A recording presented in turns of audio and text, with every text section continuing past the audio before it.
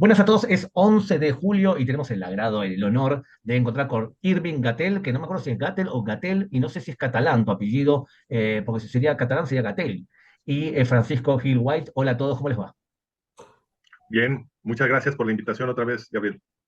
Muy bien. Mira, el apellido sí es originariamente catalán, pero los Gatel, o sea, la familia es que nací Gatel, es la misma, o sea, venimos de Cataluña. Entonces, Gatel, Gatel, las dos formas son válidas. Muy bien, muy bien. Así, Vizca Barça y Vizca Cataluña. Vamos a lo Sí, siguiente. sí, y Vizca-Hamburgo y Berlín también. Exactamente. Resulta que ahora en Israel se habla sobre la posibilidad de un acuerdo nuevo entre Hamas y el gobierno de Israel, que podríamos resumirlo de la siguiente manera. Primer paso, cese de fuego durante 6 semanas. Y en ese cese de fuego durante 6 semanas, Israel va a liberar una cantidad de presos de Hamas en cárceles israelíes. No sabemos exactamente el número, no se ha entrado todavía en esos detalles, pero imagínense que Hamas se comprometería a cambio a liberar a 33 israelíes secuestrados en manos de Hamas, especialmente personas mayores, enfermos, algunas mujeres quizás. Entonces tenemos, por un lado, ese primer paso. Vuelvo a repetir, liberación de 33 israelíes secuestrados, liberación de una cantidad, me imagino, enorme o grande, quizás, si son uno cada 30, serán como 1000, y tengan en cuenta que lo que dice el Servicio de Inteligencia Interno de Israel es que las cárceles israelíes están repletas y por lo tanto han hecho cosas como, por ejemplo, liberar al médico responsable del hospital Shifa en Gaza, donde bajo su tierra ocurrieron cosas terribles y jamás lo utilizó el hospital como centro militar. Entonces, ese es el primer paso. Segundo paso es Israel se retiraría de los centros poblacionales grandes de la Franja de Gaza y se ubicaría en la frontera y saldría hacia la frontera oriental, hacia el más cerca de Israel.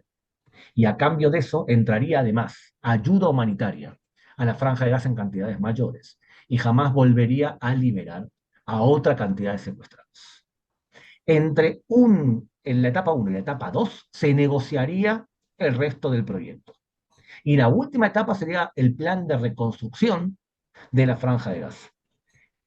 Dos cosas no se establecen según lo que acabo de decir ahora. No se establece que Israel se compromete a abandonar la lucha para derribar de alguna manera del poder a Hamas. Eso no se establece o no queda claro o se ha dicho claramente que no, todavía no sabemos ese detalle. Y lo segundo es que, según lo que acabo de explicar, parecería ser que parte del gobierno israelí estaría de acuerdo con la posibilidad que jamás se mantenga en el poder, porque se acuerda la reconstrucción. ¿Quién sería? Bueno, se habla de la posibilidad de que sea fuerzas estadounidenses que gobiernen la franja de Gaza, y se habla también de la posibilidad de que países árabes más moderados, como Emiratos Árabes, quizás Egipto, tomen control sobre la Franja de Gaza administrativamente. Entonces, ha quedado claro, eso es lo que en este momento se está hablando. Los medios de comunicación en Israel presionan al gobierno y apoyan este tipo de concesión y aseguran que Israel se lo puede permitir, porque el ejército de Israel es muy fuerte y se lo puede permitir, que fue el mismo latiguillo que han dicho cuando Israel se retiró en el 2000 del sur del Líbano y decían Israel es muy fuerte a poder contener un ataque de Hezbollah, y lo mismo dijeron cuando Israel se retiró de la Franja de Gaza y dijeron Israel es muy fuerte, y lo mismo dijeron cuando Israel cedió 1027 terroristas para liberar a Gilad Shalit, entre ellos Yehia Sinwar, el líder de Hamas, y dijeron, bueno, Israel es muy fuerte, puede aguantar un ataque. O sea que yo pongo en duda lo que me dicen los medios de comunicación tan ideológicos y tan parciales como los que tenemos lamentablemente en Israel de ambos bandos. O sea que pero los medios de comunicación impulsan y favorecen ese tipo de presión. Familias evidentemente están de acuerdo con ese tipo de acuerdo y piensan que sería inmediato, que debería ser inmediato y acusan a Netanyahu de no querer un acuerdo para mantener la guerra lo más larga posible y mantenerse en el poder, mientras los que protestan de forma clara en contra de esto suelen venir las protestas de la derecha más derecha, o sea, o extrema derecha, como quieran llamarlo, dentro del gobierno de Israel. El ministro de Economía, Smotrich, líder de uno de los partidos nacionalistas religiosos, ha dicho que un tipo de acuerdo así sería muy negativo para Israel y él se opone, y lo mismo ha dicho el ministro Ben-Gvir. Entonces, dicho esta explicación breve sobre lo que se está negociando en la Franja de Gaza, ¿cuál es vuestra opinión? Francisco, ¿querés empezar? ¿Cuál es tu opinión con respecto a lo que acabo de explicar? Sí, primero tengo una pregunta. Cuando tú revisas las opiniones que se expresan en los medios israelíes, eh, ¿tú puedes identificar alguna publicación que esté a favor de los argumentos de la derecha que dicen que por ningún motivo se debe de llegar a un acuerdo con Hamas? ¿Alguien toma esa posición en los medios? Sí, sí, el Canal 14, por ejemplo, sí toma esa posición y hay militares y portavoces que dicen, miren, la única forma de amedrentar a Hamas es quitándole tierra.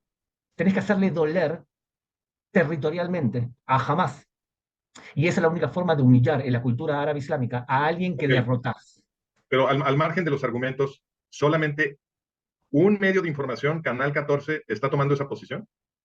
Radio Col Israel, Canal Tov, Arutz Tov también, pero son menores. El mainstream israelí, Canal 12, Canal 13 y buena parte del Canal 11 oficial, eh, muchos de ellos son obsesivamente anti-Netanyahu y Ok, adoptan una postura entonces estaríamos diciendo que inclusive el Canal 11, que es del gobierno, ¿te entendí? del Estado más que del gobierno. Bueno, el gobierno el Estado es controlado por el gobierno. Entonces, el Canal 11 es el Estado de Israel argumentando en contra del Estado de Israel. Eso es muy interesante. Eso debe de analizarse con cuidado. Pero me parece muy interesante que un solo medio, bueno, uno, el Canal 14, esté tomando una posición en contra del acuerdo y que el resto de toda la prensa israelí esté a favor, porque el acuerdo, la propuesta de este acuerdo, en mi opinión, es un ataque contra Israel. Entonces, sí, y además es muy obviamente un ataque contra Israel. Entonces, el hecho de que toda la prensa se manifieste a favor del acuerdo, lo que sugiere es que la prensa israelí ha sido tomada por sus enemigos. Y esa hipótesis no debe de ser descartada con ligereza, porque ese tipo de cosas se pueden hacer. Es decir, los enemigos del Estado de Israel tienen servicios de inteligencia que pueden gastar dinero para corromper los medios israelíes. Ese tipo de cosas se pueden hacer, son posibles. Y el hecho de que la posición de casi todos los medios israelíes sea unánimemente en contra de Israel, porque eso es lo que están haciendo, es, en mi opinión, nos sugiere que pudiera haber una operación de esa índole para tomar el control de los medios israelíes. Yo creo que debe de considerarse. Al margen de eso, quiero apoyar un poco la opinión que estoy defendiendo de que este acuerdo es un ataque contra Israel.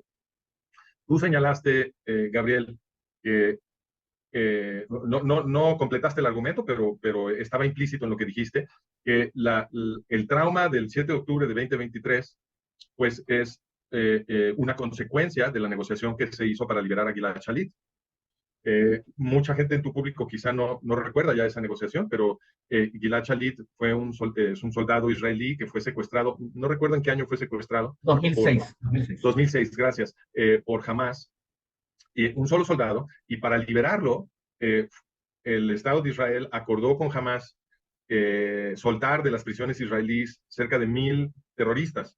Y entre ellos, como tú señalaste, estaba Yahya Sinwar, que es el autor intelectual de toda la operación del 7 de octubre de 2023. Entonces, esa historia, ¿qué es lo que nos revela? Nos revela que el Estado de Israel fue cómplice del 7 de octubre de 2023, porque lo que hizo el Estado israelí en la negociación para liberar a Gilad Shalit fue demostrarle a Hamas que el secuestro de ciudadanos israelíes tiene un retorno gigantesco.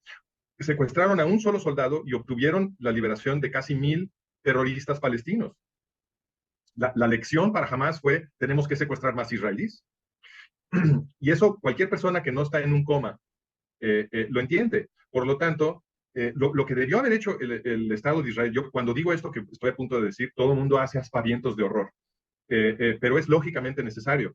Lo que debió haber hecho el Estado israelí con el tema de Gilad Shalit era averiguar dónde estaba Gilad Shalit y luego tirar un misil encima de donde lo tenían detenido, porque eso le hubiera demostrado a Hamas que no hay ningún retorno a secuestrar israelíes. Y esa lección hubiera protegido a todos los israelíes y por encima de los israelíes a todos los judíos del mundo. Pues la decisión que tomó el Estado de Israel, de hecho, la debemos de comparar con lo que se critica mucho que hace Hamas. Hamas ha sido muy duramente criticado, con mucha justicia, en mi opinión, por su política de escudos humanos. ¿Por qué es criticable esta política? Porque el uso de escudos humanos es una práctica que utiliza a los civiles para proteger a los soldados, lo cual éticamente está de cabeza. Lo que es éticamente razonable es que los soldados protejan a los civiles, no al revés. Cuando el gobierno de Israel libera terroristas profesionales cuya vocación es asesinar civiles israelíes para liberar a un soldado israelí, está siguiendo una práctica de escudos humanos. Está protegiendo la vida de un soldado con las vidas de los civiles israelíes que van a ser asesinados por los terroristas que liberaron. Entonces, es una práctica éticamente inadmisible, indefendible, la que está siguiendo la que ha seguido el Estado de Israel, y debo apuntar que la negociación para liberar a Gilad Shalit es una de muchas negociaciones que ha tenido el Estado de Israel con la misma estructura, todas las cuales le han enseñado a los terroristas antisemitas que el secuestro de civiles judíos y en particular israelíes tiene un gran retorno. Y estoy totalmente en contra de estas negociaciones. Creo que concluirlas sería una nueva traición de los gobernantes israelíes contra su pueblo, debemos de incluir entre los traidores a los líderes de los medios israelíes. Una declaración importante con respecto al proceso. En el año 1985, el ejército de Israel negoció con la organización de Ahmad Jibril la primera intercambio de soldados israelíes a cambio de terroristas.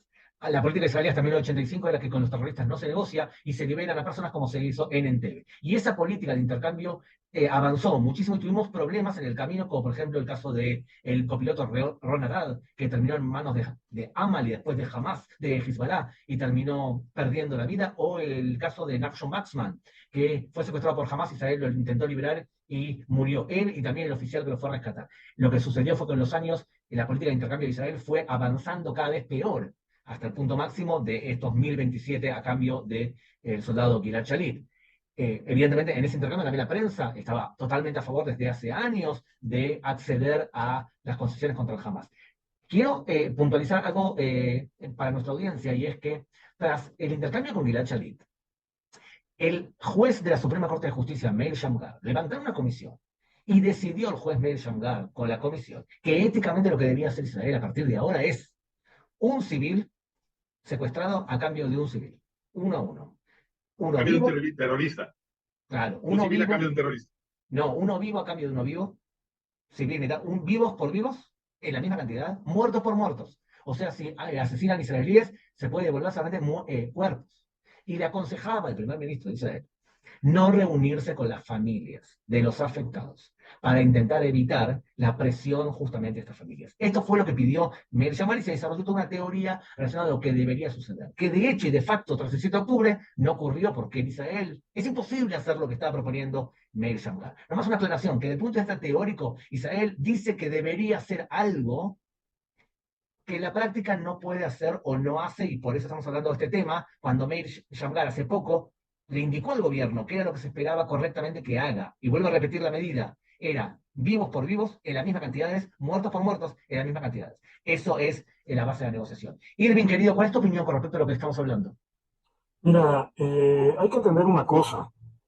No es un problema exclusivo de Israel, es un problema de toda la cultura occidental. La academia y la prensa y los medios intelectuales han sido cooptados por la izquierda desde hace mucho. O sea, básicamente es un fenómeno que se da desde finales de la Segunda Guerra Mundial. Bueno, ya venía de antes, pero la versión moderna es la de la posguerra. Porque la izquierda es la que ha sabido crearse esta imagen de intelectualidad, que, pues sí, estamos hablando de que todavía en los años 60, 70, tal vez 80, la izquierda tendía a ser de gente muy leída, ¿no? Pero desde el colapso del marxismo a finales de los 80, inicios de los 90 y la invasión de la filosofía posmoderna en todos los ambientes de izquierda, pues obviamente estamos hablando de la izquierda en estado simple y sencillamente de putrefacción literal. O sea, la izquierda es cada vez más inculta, más fanática, más dogmática y más irracional. Ese es un problema que tiene ahorita la izquierda en general. Y eso es lo que predomina tanto en la izquierda israelí como en la izquierda mundial. Por eso, en realidad no tiene nada de raro que la gran mayoría de los medios de comunicación o de la opinión pública se desenvuelva en este sentido. ¿Por qué? Porque se ha establecido toda una tradición a nivel mundial, que es que a la derecha se le juzga por los resultados, a la izquierda se le juzga por las intenciones. Entonces, por eso una gran cantidad de gente ve con buenos ojos que se negocie con Hamas o que se haga un arreglo con Hamas, pues porque eso se juzgan las intenciones. Aunque se sabe, no se necesitan dos dedos de frente para entender que los resultados van a ser desastrosos. Y esto no es noticia de hoy. O sea, ya la propia ética talmúdica establece que, porque recuerden que en la antigüedad era muy marcada esta cuestión de secuestrar judíos para cobrar rescate, porque se sabía que los judíos siempre hacían el trabajo, el esfuerzo por liberar a sus correligionarios. Pero la ética talmúdica establece que no se debe pagar cantidades irracionales por una persona secuestrada. ¿Por qué? Porque eso incentiva al secuestrador a seguir secuestrando judíos. Entonces esto es algo que ya se sabía desde la antigüedad. Ahí coincido completamente con Francisco, o sea, estamos hablando de una estrategia llevada de una manera terrible, fatal, y que en términos prácticos sí implica una traición a la sociedad israelí, y que en términos teóricos no tiene pies ni cabeza. Ahora, de todas maneras, en el otro lado del asunto, hay algo que me llama la atención, y es que, vamos, no es el primer intento de negociación con Hamas, alrededor de 20. Todos han fracasado, y todos han fracasado justamente por culpa de Hamas. Entonces, hasta cierto punto, el gobierno israelí, y me refiero a la parte del gobierno, o sea, la línea dura, la que insiste en llevar adelante la guerra, probablemente solamente tenga que esperar a que Hamas vuelva a cometer errores. ¿Y cuáles son los errores típicos de Hamas? Cuando llega y pide, exige cosas que son absolutamente irracionales, que incluso un gobierno que ha estado más a favor de Hamas que de Israel, como lo es el estadounidense, lo tiene que admitir. Entonces, ahí es en donde zozobran siempre las negociaciones entre Israel y Hamas. Y bueno, el nivel de destrucción que está sufriendo ahorita ya el grupo terrorista en términos operativos, digo, si bien ya se sabe que terminar de eliminar sus células activas o durmientes o como estén, va a tomarse bastante tiempo, la estructura operativa está severamente dañada, o sea, jamás está a punto de desaparecer en este nivel de una infraestructura con la que puedes lanzar bombardeos de miles de misiles o de cientos de misiles. Ahorita ya ha quedado reducido apenas unas pocas decenas muy esporádicamente. Mientras esta negociación se siga extendiendo 2 o 3 semanas, Israel tiene la posibilidad de terminar de aplastar lo importante de Hamas. Se ha notado en la intensificación de los ataques en estos últimos días. Ya por otra parte, el hecho de que Hamas haya aceptado que el gobierno de la Franja de Gaza en un futuro puede estar a cargo de un combinado ahí entre los Estados Unidos y países como los Emiratos Árabes, implica que ya los doblaron. O sea, Bueno, no está, no lo aceptaron, ¿eh? no lo Es la aceptaron al final de propuesta cuentas. sobre la mesa, es lo que alternativamente se piensa, porque los objetivos de Israel, lo que dice Israel que debe ocurrir, es que jamás no puede permanecer en el poder, jamás no puede tener la capacidad bélica para poder rearmarse. Entonces, para poder Mira, evitar esto, pero entonces, mira, velo de esta manera. Si Hamas no lo aceptó al final de cuentas, ahí está ya sembrada la línea para que esta negociación fracase, igual que las anteriores. Mi muy personal opinión es que esta negociación no se va a lograr. Está siguiendo exactamente la misma ruta de todas las negociaciones que han fracasado. Y aquí hay una regla, no sé cómo quieran que se las diga, ¿no? Se las voy a decir desde la perspectiva comunista, ¿no? Hay una vieja regla comunista que dice que si quieres obtener resultados diferentes, hagas las mismas tonterías una y otra vez. Y bueno, pues obviamente esto nunca ha funcionado, ¿no? Entonces, están siguiendo la misma ruta de las negociaciones fallidas. Mi muy personal sospecha es que esto también, al final de cuentas, va a fallar, no se va a lograr, el arreglo no se va a dar e Israel va a continuar con su guerra. pasamos a otro tema, un tema problemático, un tema pesado para lo que está ocurriendo en supuestamente la cuna de la cultura occidental y en Europa. Lo que vemos, supuestamente, vuelvo a decir. Eh, Perdón, pero Gabriel, ¿puedo hacer una pregunta? por Nada más favor. para cerrar el tema anterior, porque me interesa mucho. El argumento de Irving es que los medios han sido tomados por la izquierda. A mí no me gustan este tipo de afirmaciones porque la izquierda no se refiere a nada en particular. La izquierda es una abstracción. Yo presenté una hipótesis muy distinta en la que hay un actor claro. Los servicios de inteligencia de los enemigos de Israel pueden gastar dinero para operaciones clandestinas que corrompen los medios en Israel y los voltean en contra de los israelíes. No es la izquierda, aunque se puede vestir de izquierda. Es decir, una operación clandestina para corromper los medios israelíes puede, por supuesto, vestirse de ideología izquierdista, y eso es obviamente lo que harían, para que no parezcas un simple ataque. Y entonces la pregunta que a mí me parece muy interesante hacerte a ti, Gabriel, que estás allá y que sigues los medios israelíes, es los medios en Israel que se visten de derecha, en mi opinión, están tomando la misma posición, porque yo te pedí ejemplos de medios que se opusieran a este acuerdo y mencionaste solamente uno. Eso quiere decir que los que tienen un poco una identidad de derecha, como el Jerusalem Post, como, ¿cuál es el otro? The Times of Israel, y algunas de estas publicaciones, también están tomando esta posición que Irving calificó de izquierda, ¿es cierto? Es problemático por lo siguiente, pues si me planteas a mí, si yo estoy de acuerdo con la primera etapa del acuerdo que les presenté al principio, yo te voy a decir que probablemente esté de acuerdo. No, pero yo Probablemente pregunté esté de sobre acuerdo. los No, medios pero que se yo identifican. te voy a relacionar con eso, porque los medios van a decirte algo parecido a lo que te voy a decir ahora. El pueblo de Israel es un pueblo que ama, algunos van a decir excesivamente la vida. y que la responsabilidad hacia nuestros pares es tan grande que si hay que hacer unos sacrificios para que regresen a sus casas 33 personas y que sus padres puedan dormir en paz, y eso nos va a obligar a 66 días de cese, perdón, una cantidad de semanas de cese de fuego, no estoy en desacuerdo. No, Además, pero la ese no es podemos... el sacrificio, Gabriel, ese no es el hay que ser honestos. Espera, El un sacrificio no es segundito, ese. El un segundito, sacrificio son socio, todas las vidas de civiles que los un terroristas segundito, liberados van a tomar. un segundito. O sea que la primera etapa, yo estoy de acuerdo, ¿vale? Y además podemos utilizar el tiempo para prepararnos mejor para el Líbano. Bien, el tema es el siguiente. El tema es cuando tú te enamoras del silencio. Entonces, si esa pausa va a ser utilizada para lo que acabo de decir, es una cosa. Lo que es inaceptable hoy frente al Hamas es no retornar en la primera oportunidad a machacarlos. Pero sabemos qué pasaría. Es que Israel ahora tiene que actuar con las reglas del Medio Oriente y es todo lo que no se establece, incluso lo que se establece, Israel tiene que a Hamas, si es necesario, mentirle.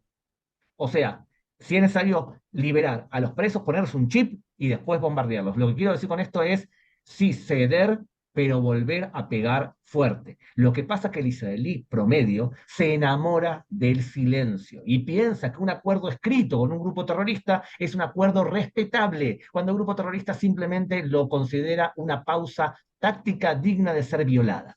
Ese Claro. idioma que habla el grupo terrorista, entonces vas a hablar con alguien de Jerusalem Post, vas a hablar con alguien y le vas a decir, perdón, si es para liberar a los 33, a los 50, a los 60 de nuestros hermanos, vale la pena el sacrificio, porque igual tenemos otros frentes para tratar. Bueno, pero entonces, independientemente de los argumentos que emplea cada medio, el hecho es que inclusive los medios que se presentan al público como medios de derecha están a favor del acuerdo, lo cual es una posición, como la calificaría Irving, de izquierda, lo cual quiere decir que eso habla de un, en mi opinión, de un verdadero ataque clandestino contra los medios israelíes. No, pero a ver, creo que Gabriel no dijo eso. O sea, creo que Gabriel dejó muy en claro que los medios de derecha en este caso están navegando en un territorio ambiguo y que la parte en la que están de acuerdo con lo que implica el principio del arreglo es una parte profundamente emocional, profundamente sentimental. Ahora, también en ese sentido habría que analizar lo que ha sido la relación de la izquierda y la derecha a nivel ideológico en Israel,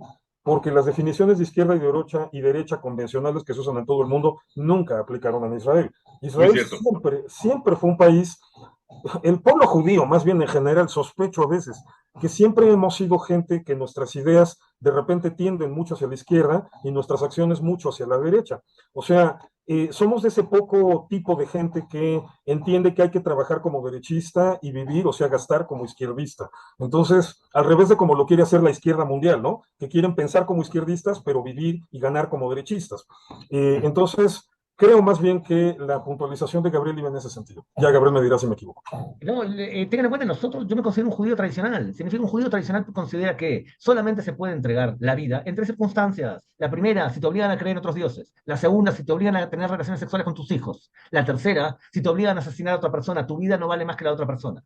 Eso es lo que piensa un judío tradicional. Por lo tanto, ceder una cantidad de semanas para poder recuperar la vida de hermanos, que conoces sus rostros, y que el día de mañana quizás un familiar tuyo puede estar en la misma situación, ese pensamiento sí creo que es muy judío y por lo tanto, por más que movimientos conservadores o diarios o medios de comunicación conservadores pongan en duda el acuerdo y la validez, al fin y al cabo elevan la vida como también un valor muy judío. Y por lo tanto, Por por eso eso, mismo, pero es que la pregunta que entonces yo le haría a los judíos es la siguiente.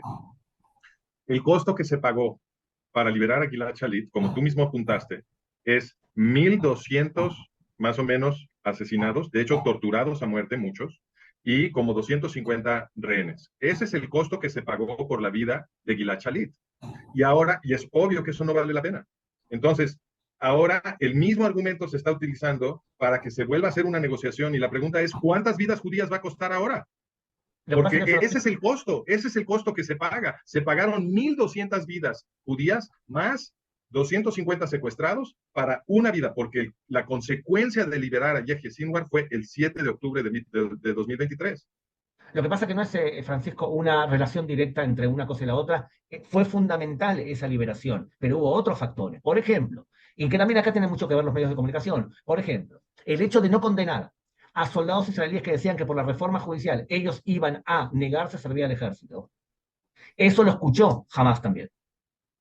Y esa irresponsabilidad, tanto de los medios de comunicación para condenarlo, como de políticos para condenarlos, como de ellos mismos para decir una barbaridad No, sobre eso. yo estoy de acuerdo contigo. Yo no creo que la negociación para liberar a Gilad Shalit haya sido la única traición de los israelíes. Obviamente han habido otras traiciones, estoy de acuerdo contigo, pero esa es una y hay que considerarla como tal.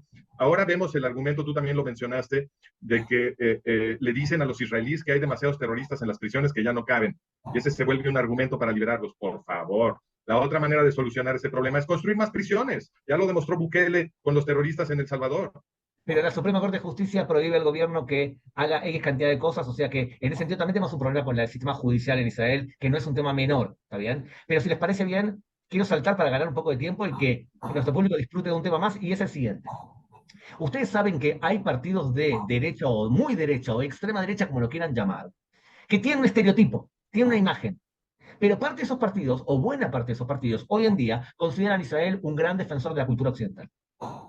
Partidos, por ejemplo, en España, como Vox, hoy se posiciona como un partido que considera a Israel un aliado natural.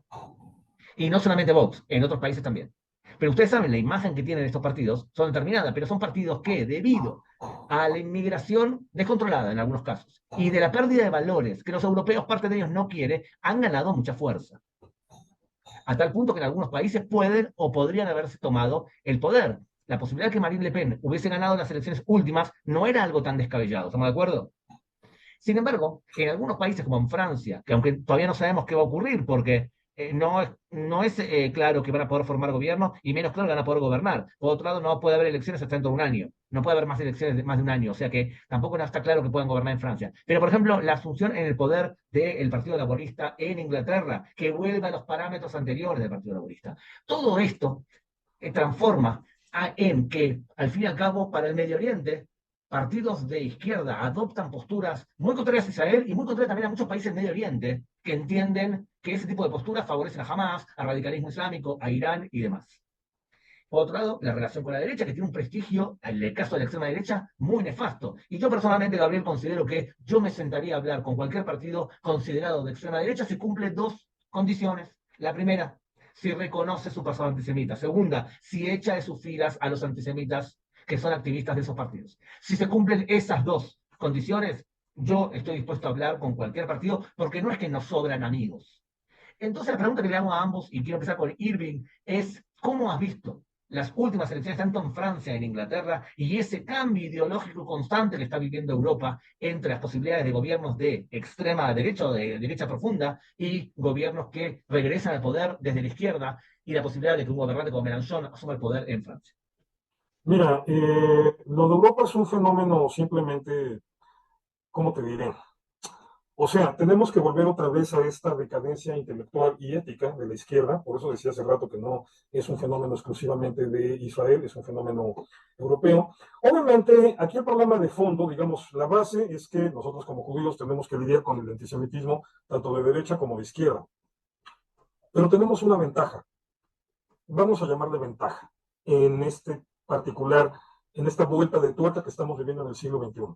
Por lo menos la derecha o la extrema derecha tienen una ventaja que los de izquierda nunca tuvieron, y es el pragmatismo. O sea, al final de cuentas, todo lo que hace la derecha siempre lo hace, sí, con sus caras culturales ahí arrastrando, con sus atavismos que muchas veces no les sirven, pero tratando de reaccionar a las cosas que están sucediendo en la realidad. La izquierda, por definición, es más abstracta, más sofisticada, más ideológica, más ilusa. Si ya lo vamos a ver de una manera más realista. La izquierda tiene una capacidad todavía mayor para perderse en sus divagaciones. Y bueno, tienen, ese es, al final de cuentas, el problema es que estamos hablando de un contraste entre hacendados y filósofos. Y los hacendados pues tienen que hacer que su hacienda produzca. O sea, no pueden estar jugando a que la teoría dice una cosa y si la realidad me dice otra, tengo que someter la realidad a la teoría. Un hacendado, o sea, una persona que vive del producto de la tierra, que es de donde viene la aristocracia que le da forma a la derecha histórica, necesita tener resultados. El filósofo se puede quedar 200 años papando moscas con la misma tontería sin cambiarla, y ahí tenemos, por ejemplo, el marxismo. Entonces, aquí la ventaja es que la derecha está terminando de darse cuenta o empezando a darse cuenta o a medio proceso de darse cuenta, pero se está dando cuenta. El problema concreto ahorita en Europa es el Islam. Y eso la está obligando a tomar posturas que en un momento dado le han acercado a Israel. Entonces, este punto que tú mencionaste es fundamental. El hecho de que mucha gente dentro de estos partidos de derecha empiezan a descubrir que Israel es el gran defensor en Medio Oriente de los valores de la cultura occidental, sobre todo después de 30, 40 años de vapuleo de la filosofía posmoderna, de decirnos que la civilización occidental ha sido lo peor, ha sido colonialista, ha sido imperialista, ha sido violenta, etcétera, y que es de donde se nutre todo este discurso antioccidental tan típico de los queers, de los woke, de los filósofos posmodernos, y que en ese punto coinciden con el Islam, aunque va por una ruta completamente diferente. Pero bueno, es lo que está provocando un panorama nuevo y distinto en Europa. Mira, de la elección en Francia, vale la pena destacar que en realidad el partido más votado fue el de Marine Le Pen y que ella viene creciendo sistemáticamente en las preferencias electorales. O sea, no Irving, ha llegado el número de personas es el más votado, pero por el sistema parlamentario ahí de distribución de votos no recibe más escaños. exactamente, o sea, lo que está ganando, la izquierda está ganando en Francia, no porque la gente lo quiera, sino porque el sistema está diseñado para que siga ganando la izquierda. Y es evidentemente un sistema que fue diseñado con ideas de izquierda. Porque eso es algo muy de izquierda, ¿no? O sea, una vez que tomamos el poder, bajo ninguna circunstancia debemos perderlo, ni siquiera porque el pueblo nos lo quiera quitar, ¿no? O sea, pueblo tonto, lo debemos conservar a costa de todo. Entonces, eso es lo que estamos viendo en Francia, pero eso es una bomba de tiempo, ¿eh? O sea, porque la gente no te aguanta eso otros 10 años. Ya se está dando en lugares de Francia, que se empiezan a dar estas situaciones de vandalismo y sale la gente y se surte bien tundido al inmigrante, al musulmán, porque ya no están tolerando esa situación. Si de todas maneras el gobierno se va a poner a favor de ellos, bueno, que se ponga a favor de ellos, pero primero le rompemos todos los huesos. Entonces, esta es una situación que obviamente va a explotar tarde o temprano. Francia e Inglaterra están haciendo todo lo posible para reventar socialmente desde adentro tarde o temprano. No me preocupa tanto el riesgo de islamización, todavía los musulmanes son minoría. Estaba viendo una gráfica que decía que se espera que para mediados de siglo el Islam en ambos países ande por ahí del 15-17%. Son minoría. El riesgo ahorita es que vuelva a explotar ese nacionalismo. O sea, cuando tenemos este tipo de problemas, la reacción natural es el nacionalismo, es el marcar la diferencia. Nosotros somos los verdaderos franceses, ustedes no. Aquí no va, ni siquiera va a costar trabajo. Hace un siglo, cuando el problema era con nosotros los judíos, el judío te decía, yo soy francés. Mi familia vive aquí en este país hace 8 siglos. Hablamos francés, comemos en francés, cenamos en francés. O sea, todos lo hacemos, somos franceses. No, no, ustedes no son franceses y ya, punto. Lo mismo en Alemania. Pero ahorita tienes combos que te dicen, no, yo no soy francés, yo soy musulmán, o yo no soy alemán, yo soy musulmán. Se le están poniendo todavía más fácil para que cuando venga esa explosión nacionalista. Este tipo de explosiones nunca son buenas. O sea, de repente a mucha gente le puede sonar atractivo porque dicen, por fin van a poner en su lugar a esos musulmanes. No. O sea, bueno, sí, va a haber un problema y creo que en una situación como esa serían las comunidades islámicas las que peor lo van a pasar. Pero el desbordamiento de ese tipo de sentimientos nunca es bueno, o sea, siempre termina en catástrofes humanitarias. ¿Qué tan bueno puede ser para los judíos o no? Honestamente, mi recomendación para los judíos, en este caso de Inglaterra y de Francia, es mejor váyanse a Israel, allá van a estar más seguros. O sea, es un panorama en el que no se puede confiar. Sí entiendo, sí percibo que cada vez más gente dentro del espectro al que le llaman derecha, ahorita también está ya muy difícil entender qué es la ultraderecha, ¿no? Porque la izquierda a todos le llaman, a mí me llaman ultraderecha, ¿no? Cuando yo mismo me identifico más bien como liberal y por lo tanto estoy en contra de la derecha. Pero bueno, en todo este espectro de lo que es la ultraderecha, sí hay cada vez más personas o más grupos o más partidos empezando a entender el punto de Israel, empezando a entender a Israel, porque están empezando a vivir en carne propia, por lo que Israel ya tiene siglos en estricto, pero sobre todo desde la fundación del Estado de Israel, empezando a vivir el acoso que Israel ha tenido desde su fundación. Entonces, esto nos está introduciendo a una etapa muy similar a la de hace 100 años, en donde de toda esta ambigüedad en la experiencia política, de la praxis política, se fortalecen los radicalismos, se fortalecen los fascismos, pero ojo, el fascismo ahorita es el de izquierda, no es el de derecha. El fascismo se sustenta antes que nada en 2 cosas. 1, la superioridad moral. 2, la convicción de que la causa es justa porque queremos una reivindicación de las injusticias que nos cometieron en el pasado, remoto o lejano, no importa. Pero esa es la base del fascismo. O sea, yo soy superiormente moral, soy superior moralmente hablando a ti, y por lo tanto, yo tengo derecho a decirte cómo debes vivir, cómo debes pensar, cómo te debes vestir, etcétera, ¿no? Y si me dejas el poder, ya te jodiste. Segunda, yo lo único que quiero es que se me haga justicia, porque soy parte de un grupo, llámesele nación, llámesele minoría étnica, llámesele combo LGBT, lo que quieras. Soy parte de un grupo que históricamente ha sido pisoteado, ha sido invisibilizado, y lo único que quiero es que se me haga justicia. Ese era el discurso de Hitler, ese era el discurso de Mussolini, ese era el discurso de Franco. O sea, ese es el fascismo, esa es la esencia del fascismo, y ahorita la tenemos en la izquierda. O sea, cosa curiosa, ahorita la derecha, por verse abrumada y aplastada en muchos sentidos, lo vimos en Francia por esa cuestión de que no puede ganar el partido que tiene más apoyo en el electorado porque el sistema no se lo permite, y ahora la izquierda francesa, si lograran unirse, también ahí tengo mis dudas de que logren empatarse Mélenchon y Macron, pero si lograran unirse tendrían una sobrerepresentación aberrante en el Parlamento que los votos en realidad no les daban. Pero bueno, curiosamente ahora es la izquierda, perdón, la derecha la que tiene que luchar contra eso, ¿no? Bueno, bienvenidos al club, a ver si empiezan a entender un poquito más de cómo está el asunto. Evidentemente, la izquierda no entendió las lecciones del siglo XIX y por eso se encuentra atorada en esta cuestión. Entonces, en general, los resultados que se dan en Inglaterra y en Francia no me parecen todavía que signifiquen la islamización definitiva de esos países. Me parece que significan más combustible, más gasolina, más trinitotolueno para una bomba que no tarda mucho en explotar y que mientras Francia e Inglaterra lo sigan manejando así, va a explotar peor. O sea, ahorita digamos, los países que lo están manejando mejor no están haciendo todo necesariamente bien, pero por lo menos han empezado a virar el rumbo, y eso amortigua las cosas un poco en Italia, mucho más en Holanda. Y bueno, tenemos otros países que están tomando medidas desde antes, que van empezando a controlar las cosas, como Suiza, ¿no? Pero entonces la tendencia parece ser que los países grandes quieren complicarse la vida, los países pequeños son los que están empezando a entender mejores alternativas que simple y sencillamente seguir apoyando esta política multiculturalista que está, o sea, que potencialmente sí puede destruir Europa, que no va a llegar a su culminación porque la propia gente europea va a terminar por rebelarse contra eso, pero se va a rebelar por la mala, que esa es la pésima noticia, ¿no? Así es como lo veo en general. Don Francisco, ¿cuál es tu opinión? Bueno, yo disputaría la caracterización que hace Irving sobre la izquierda y la derecha en un punto. A mí me parece que la derecha no tradicionalmente se defiende como teniendo superioridad moral, no la extrema derecha. La extrema derecha que yo ubico justamente con Mussolini, con los nazis alemanes, etcétera, ellos lo que defendían era el principio del más fuerte, que es la abolición de la ética.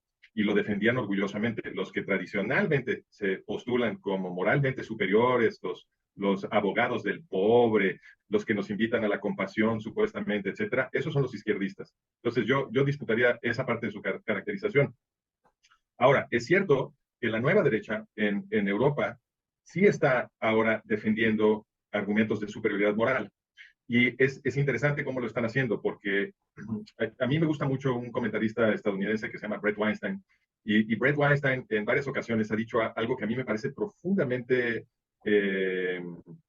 inteligente. Él dice, yo quiero vivir en un estado en donde yo pueda ser conservador. ¿Qué quiere decir eso? Él viene de la izquierda, pero él dice, yo quiero vivir en un estado en donde yo pueda ser conservador, porque eso quiere decir que el Estado ya resolvió los problemas que la izquierda quería resolver. Y entonces, en ese estado, lo quiero conservar. En ese momento yo me vuelvo conservador, porque lo que define a un conservador es que no quiere que las cosas cambien. Entonces, si las cosas ya se resolvieron, pues obviamente no quieres que la estructura del Estado cambie.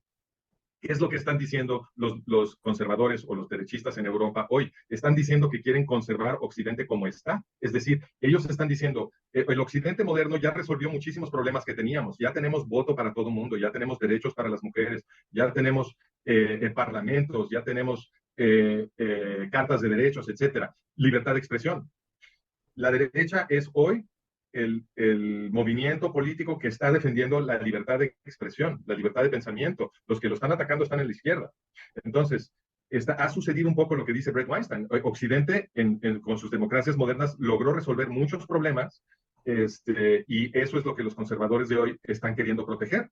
Y entonces eso, esta reflexión se articula con lo que estaban diciendo ustedes, que ahora los que encuentran afinidad con el Estado de Israel, pues son los que están en la derecha, porque justamente ellos están queriendo preservar, conservar la democracia occidental, las libertades occidentales, fincadas sobre una tradición judio-cristiana. Y entonces, por lo tanto, el peligro que ven es el Islam, que quiere destruir todo eso, y se encuentra una alianza natural con Israel que la estamos viendo por lo menos expresada en público, ¿no?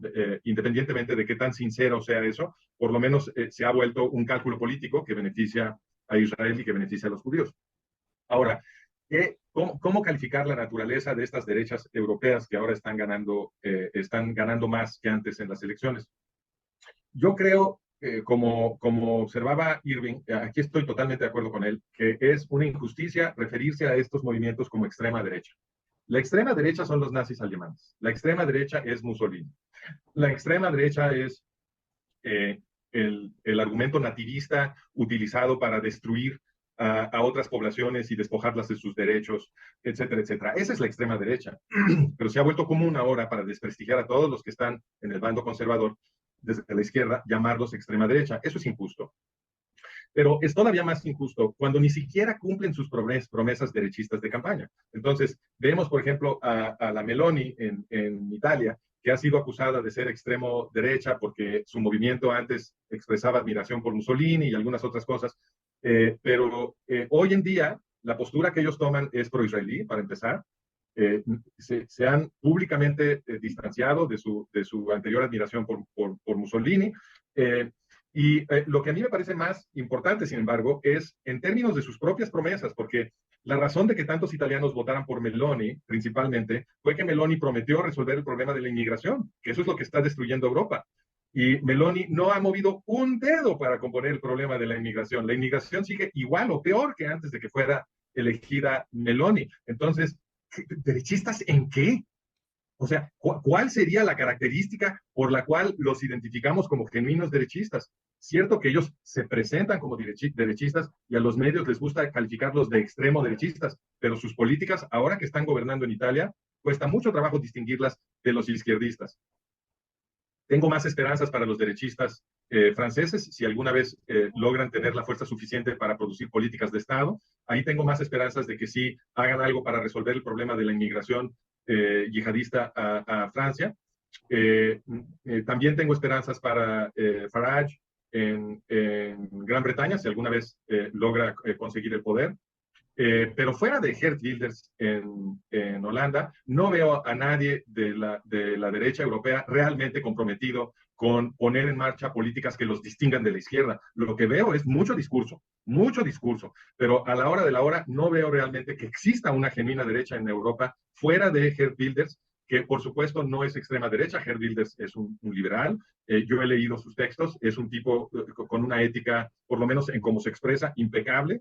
Es un defensor de las libertades tradicionales judeocristianas que fueron establecidas en las democracias modernas de Occidente y se opone al Islam por razones perfectamente izquierdistas en términos tradicionales, porque se está oponiendo a cómo los musulmanes yihadistas oprimen a las mujeres, cómo oprimen a los hombres, cómo destruyen la libertad de expresión, etc. Todo eso encaja con este argumento de Bret Weinstein de que una vez que se resuelven los problemas, pues el izquierdista se vuelve conservador. Geert Wilders es un conservador porque está tratando de conservar la libertad de expresión, la libertad de pensamiento, el voto para todo mundo, la protección de las mujeres, etcétera, ¿no? Entonces, yo creo que se ha exagerado mucho esta ola de derechismos europeos. En primer lugar, no veo que hayan ganado tanto. En segundo lugar, los que han ganado no los veo muy derechistas. Y los que sí son muy derechistas todavía están teniendo muchos problemas, como vemos para el partido de Wilders en Holanda, para poner en marcha políticas que realmente resuelvan los problemas que se prometieron resolver. En Holanda sí, es cierto que Wilders ha propuesto, de hecho, deportar a todos los inmigrantes ilegales de Holanda y también ponerle condiciones muy estrictas a los musulmanes que se quieran quedar, ¿no? Exigirles un juramento de lealtad a la democracia holandesa y este tipo de cosas. Eso me parece todo razonable, no me parece en absoluto extremo que se le exija a la gente que viene a un país que sea leal a ese país. O sea, eso de extremo no tiene nada. Los izquierdistas lo representan como extremo porque quieren desprestigiar cualquier movimiento en contra de las políticas suicidas de los izquierdistas, pero no son argumentos, en mi opinión, sensatos. Y entonces queda la última pregunta que había yo escuchado en lo que dijo Gabriel, que es, ¿de qué se tratan estas políticas de inmigración que se han seguido en las últimas décadas en Europa? Un argumento que se utiliza mucho en algunas ciencias sociales para interpretar el comportamiento de los seres humanos es que la primera hipótesis de la intención de un comportamiento debe de ser que el comportamiento buscaba lograr el efecto obtenido. Esa debe de ser la primera hipótesis. Entonces tú ves a un ser humano que se comporta de cierta manera y obtiene un resultado. La primera hipótesis debe de ser, estaba tratando de obtener ese resultado.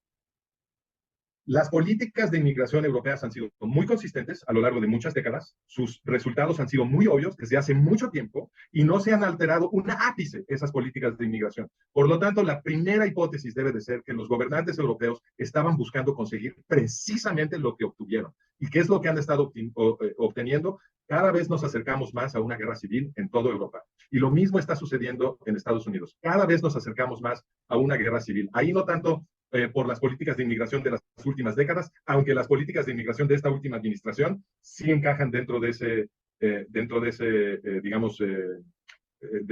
esa lógica.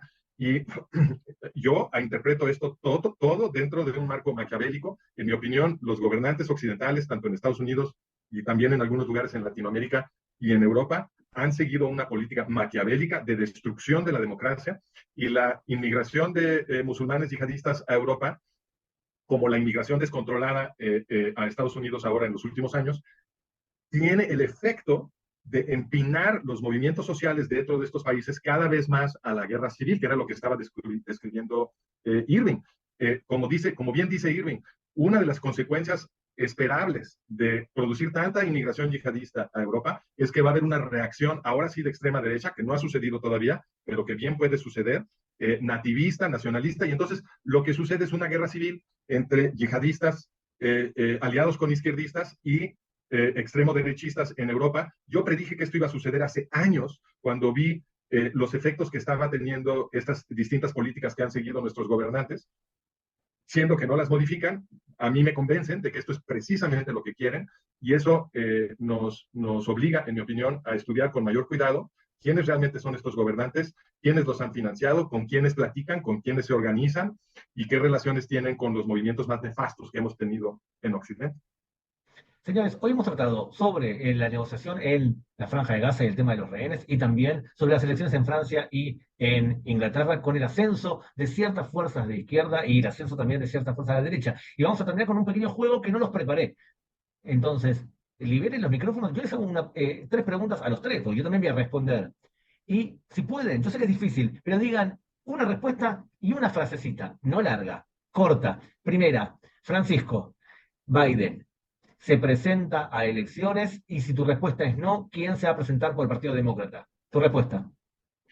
Yo creo que sí lo van a quitar porque no veo cómo pueda ya sobrevivir este proceso Biden. O sea, yo veo a Biden que en cualquier momento se vuelve totalmente inservible hasta para saludar, no digamos ya una conferencia de prensa y mucho menos un debate.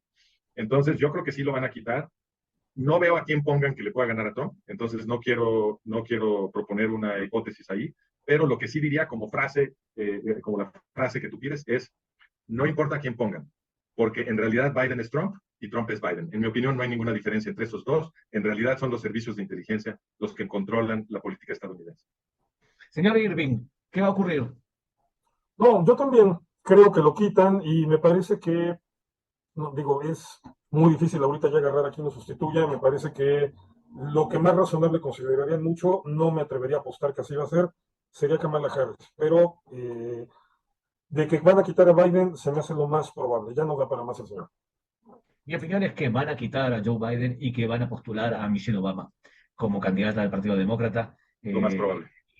Creo que es lo que va a ocurrir. Segunda pregunta para Francisco, y es así: de los presidentes latinoamericanos, puedes incluir iberoamericanos, por supuesto, de la península, tanto Portugal como España, pero los presidentes que nos influyen a los latinos, ¿quién te parece que es el más nefasto hoy? El más nefasto, está difícil, me la pusiste muy difícil. Eh, Desde cierto punto de vista es Lula da Silva, porque Lula da Silva es el creador del Foro Sao Paulo junto con Castro, y el Foro Sao Paulo es lo que ha estado destruyendo la democracia en todo Latinoamérica. Entonces, desde cierto punto de vista es Lula da Silva, aunque Lula da Silva no ha sido tan nefasto para Brasil, eso debe admitirse. Las consecuencias de Lula da Silva han sido peores fuera de Brasil. Y en términos de la destrucción de su propio país, el más nefasto de todos, sin duda, bueno, es la mancuerna de Chávez y Maduro. Irving. Mira, coincido con lo que dice Francisco de Lula da Silva. Sobre todo Lula es peligrosísimo porque tiene cara de buena gente, ¿no? Mucha gente piensa que es buena gente. Pero ahora, si nos vamos a lo que es el complot y el aspecto operativo, desde dónde se ha planeado todas las desgracias de América Latina, es desde Cuba. Entonces, el más nefasto en ese sentido me parece Díaz-Canel. Pero también Pedro Sánchez está haciendo lo suyo. O sea, ahorita la imagen, la fuerza y lo que representa Pedro Sánchez, desde que ofreció esta amnistía a los independentistas catalanes, Pedro Sánchez se merece un lugar especial en el Olimpo de la gente nefasta. Yo también creo que hoy el más nefasto de los latinoamericanos o iberoamericanos, como quieran llamarlo, es Pedro Sánchez, muy seguido por Gustavo Petro. Son dos presidentes que destruyen internamente la estructura nacional en muchos aspectos y llevan moralmente al país a un posicionamiento con lo más reaccionario y medieval de los pensamientos. Así que creo que es Gustavo Petro. Y por última, si ustedes fuesen, y son judíos, y ven el nivel de antisemitismo que hay en varios lugares del mundo, ¿en qué lugar le aconsejarían hoy, especialmente de nuestro mundo latino, en dónde aconsejarían hoy a un judío que no vaya a vivir? Francisco. Bueno, yo no le aconsejaría, creo que fuiste tú o fue Irving, ya no me recuerdo, que le aconsejaban a los judíos europeos que se fueran a Israel. A mí eso me parece absurdo. Israel ya demostró que no puede proteger a los judíos. El 7 de octubre de 2023 fue contundente. No están matando tantos judíos en Francia, ni en Inglaterra, ni en ninguna parte de Europa, ni en Estados Unidos. En donde más judíos se están matando ahorita es Israel. Entonces, el argumento de escápate a Israel porque ahí está seguro me parece absurdo y fue demostrado ya el 7 de octubre de 2023. Yo creo que hoy, digo, yo no soy judío, pero si me pides una recomendación para los judíos, lo que yo les digo es, ahorita tenemos que ganar, no hay a dónde correr. Tenemos que, en donde quiera que estén, tenemos que pelear este momento histórico y tenemos que demostrar, tenemos que documentar y demostrarle, no solo a los judíos, sino a los gentiles, cómo funciona el sistema, por qué sucede en las matanzas de judíos, cuáles son los orígenes del antisemitismo y, sobre todo, es importante comunicarle a todos los occidentales que lo mejor que tenemos en la civilización occidental viene de hecho de la tradición judía, viene del pensamiento judío, de las leyes judías, de la ética judía. No hay que olvidar que cuando los judíos empezaron a migrar y a asentarse en el Mediterráneo, en lo que es la cuna de Occidente, lo que había era griegos y romanos, y los griegos y romanos eran psicópatas. Y fue gracias a la influencia del pueblo judío que esas sociedades psicópatas se transformaron en las sociedades modernas occidentales, y todo lo que gozamos hoy en el occidente moderno es un regalo que recibimos del pueblo judío. Cuando los occidentales entiendan eso, todos vamos a estar a salvo, no nada más los judíos. Irving, ¿a dónde aconsejarías no ir? No aconsejaría no ir a Francia, Inglaterra, California, Nueva York, a cualquier lugar que sea un paraíso de izquierda o un paraíso woke, ahí no vayan. Israel con mucho me parece que sigue siendo el lugar más seguro. Lo del 7 de octubre es una anomalía, o sea, no es algo que está sucediendo sistemáticamente. En cambio, lo que está sucediendo sistemáticamente en los lugares gobernados por la izquierda, por el wokismo o por todo este pensamiento postmoderno, son lugares con una agresión ya sistémica contra lo judío y por eso se me hacen los menos recomendables. Yo también pienso que el lugar, evidentemente el Estado de Israel, además de ser un lugar donde sí ha protegido a los judíos, es un país que se ha transformado en un lugar muy creativo para que el judío pueda expresar esa potencialidad intelectual. O sea que no Eso sí, solamente es un lugar, sí, eso sí. sino es un lugar donde nos nutrimos unos a otros y hemos transformado un país en donde los promedios de ingresos son altísimos y es un país que está seguro de sí mismo. Entonces, eso por un lado. Pero sí, yo creo que el lugar más peligroso hoy para un judío es Francia por la confusión intelectual que sufre Francia y la defensa a la poca defensa, por favor, a los valores occidentales, y los judíos, al fin y al cabo, representan justamente esos valores que crearon esa cultura que hablaba Francisco hace un segundito. Y por lo tanto, Irving, Francisco, me caen muy bien ambos y les agradezco haber dedicado este tiempo a reflexionar sobre lo que ha ocurrido esta semana y si Dios quiere nos vemos pronto. Abrazo a ambos. Abrazo también. Igualmente, gracias, Gabriel. Nos vemos la próxima semana.